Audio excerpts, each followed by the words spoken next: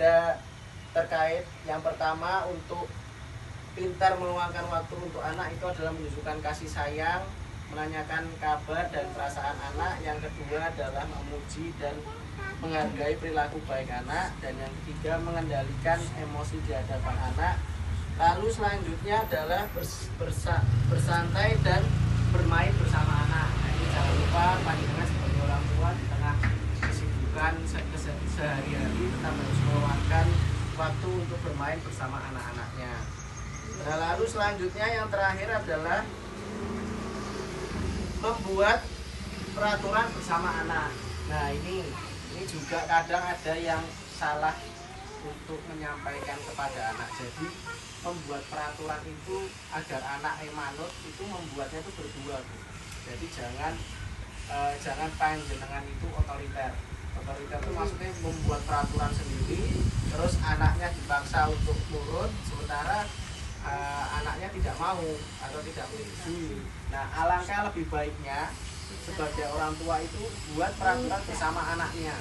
Jadi misalnya terkait penggunaan handphone, kira-kira menurut anaknya panjenengan sehari mau main berapa jam.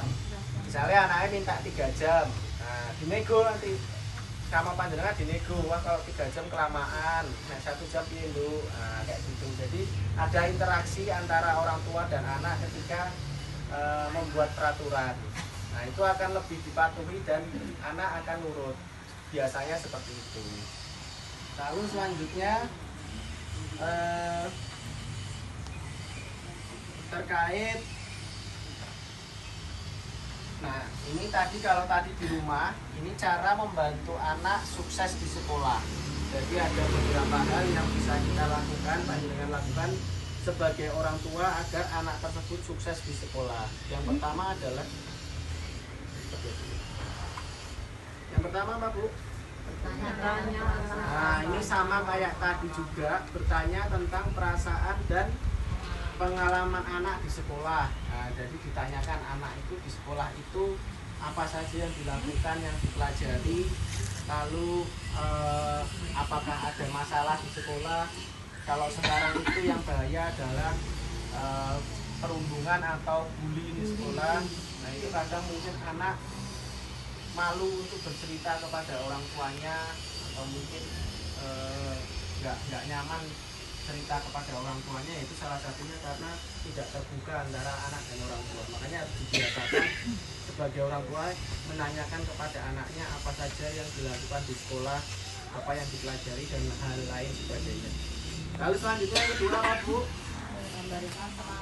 Memberikan semangat dan pujian kepada anak. Tadi nek misalnya rapot anaknya nilainya macam-macam, ada yang dari 50 sampai 90 gitu. Yang dievaluasi atau yang dikasih tahu tuh yang baiknya dulu Bu. Jadi kasih tahu dulu, oh nilainya apa yang ini. Nah, ojo sih dideloki saya lagi terus. Gitu toh. Jadi yang nilainya bagus dipuji dulu. Oh, ini nilainya bagus, tapi masih ada yang kurang, nanti diperbaiki, seperti itu. Jadi anak merasa dihargai. Gitu. Terus selanjutnya yang ketiga apa Bu? Nah, bantu anak menyelesaikan tugas dari sekolah. Di sini kata-katanya bantu, bukan panjenengan yang enggak. Jadi anak itu dibantu untuk menyelesaikan, diarahkan, bukan orang tuanya yang menyelesaikan.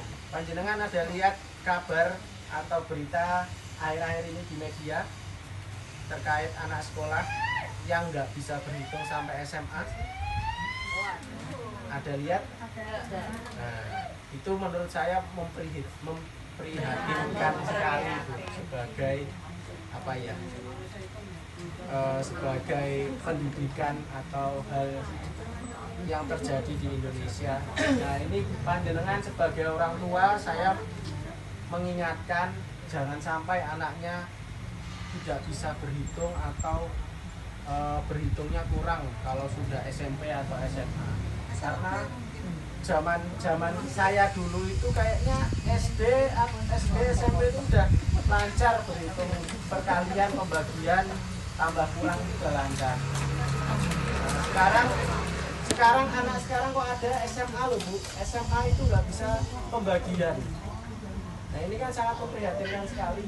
Nah ini jangan sampai terjadi di anak-anak kita, anak-anak panjenengan, diperhatikan sekolahnya itu sampai mana, sejauh mana, berhitungnya terutama, karena berhitung membaca menulis itu adalah hal yang mendasar dan akan dipakai sampai besok tua. Jadi itu yang wajib anak tersebut harus bisa. Seperti itu. Kalau yang lain-lainnya itu kan mungkin hanya hanya pelengkap saja gitu loh Bu. Tapi kalau berhitung, menulis, membaca, kemarin saya penelitian anak SMP itu ada yang nggak bisa baca sama tulis Bu.